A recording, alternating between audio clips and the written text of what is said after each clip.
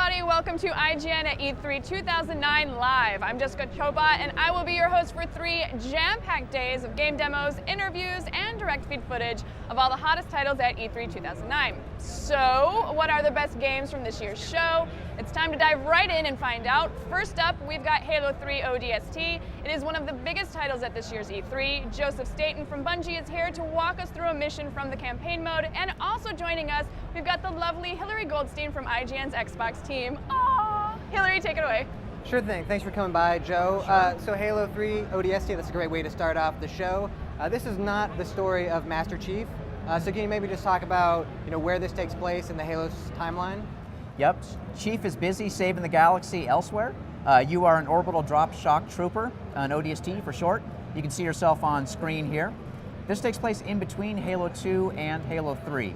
We could call it a prequel to Halo 3, but it takes place weeks before the events of that game. Really, you're in the city, New Mombasa, which you were in Halo 2, but you're basically fighting the fight that the Master Chief left when he went off to the Delta Halo. So the Chief is elsewhere, doing important things. You're a human on the ground doing other stuff.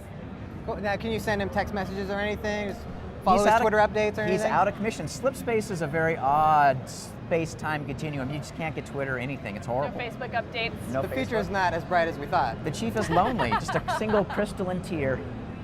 So why don't you run us through the menu real quick? Sure. What you see here are all the core components to the ODST experience. You have the campaign, which is a great full-featured campaign, hours of gameplay, original story. Firefight, which is the brand new cooperative game mode that we talked about, and we'll get more into it later in our demo. And the theater, which is just the way that you access, say, films, file share, screenshots, all the great features from Halo 3 now brought to ODST. At last, we have the extras, which is where when you buy Halo 3 ODST, you'll get an invitation to the Halo Reach multiplayer beta. Well, this is how you access that beta when it goes live, is through the extras menu. And there'll be other post-launch content too, movies, that sort of stuff that you can download through the extras. And that's about it. Cool, let's kick it off. All right, so we'll just launch into the campaign. Campaign lobby will look really familiar for people who played Halo 3. We're gonna drop right into the city of New Mombasa at night.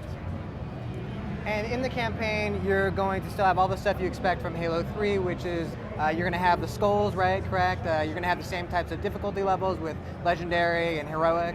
Yep, absolutely. And the campaign, of course, has full support for co-op play, so you can play it with 3 of your friends for a total of 4 ODSTs charging around the city. And the meta game will still be there, all the scoring and stuff will still work? Yep, campaign scoring still works as well. When you start off the game in the nighttime city, you are the rookie. The newest member of your ODST squad. As the game begins, you're on a mission to assault this Covenant carrier that's hanging out above the city, but your mission doesn't go as planned. You get knocked off course, and you end up on your own inside your pod many hours, 6 hours after that cataclysmic event. So when you're able to get out of your pod and land in the city, you're on your own. None of your other ODST buddies are around, and your basic mission is to track down where they went and link back up with them. And clearly, like, the visor has changed, the HUD is different. Can you explain that? Sure. Your heads-up display is one of the many ways that we've made subtle tweaks to the game to make it feel more like an ODST.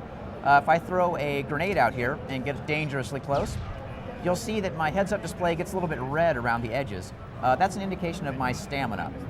It's kind of like recharging energy shields, but the way that it's different is if I throw another grenade, when my stamina is low, I can start taking health damage. The green bar up at the top of my screen below the compass is my health.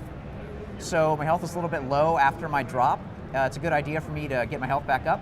So even though the city was pretty damaged by this slipspace event that you'll see at the beginning of the game, some systems still work, including this healthcare kiosk. How convenient. How convenient. And you're able to go up and just get a little med kit, and bam, my health is back up to full.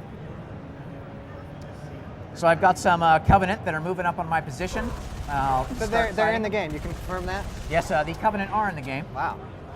This brute is charging me pretty hard, take him down. You can see it's pretty difficult to see enemies at night. Some of the lights have been knocked out. So we've put another new tool in the ODST toolkit, and that's something we're calling the visor. Now the visor is a low light vision mode. Helps you see, and also just helps you track down enemies and take them out. Now, can you use the visor the whole time, or is it on a limited time? The visor is, there's no battery associated with it. Okay. So you're free to turn it on, use it as much as you want. So you could play through the whole game with it on, if you wanted. You could, yeah. It's definitely more helpful at night Yeah. than it is during the day. Yeah. So when we get to some of the daytime flashback scenes, you'll see that it's really just not as useful. The one thing that I noticed is that there is no radar in this game, which I think people have gotten very used to in Halo.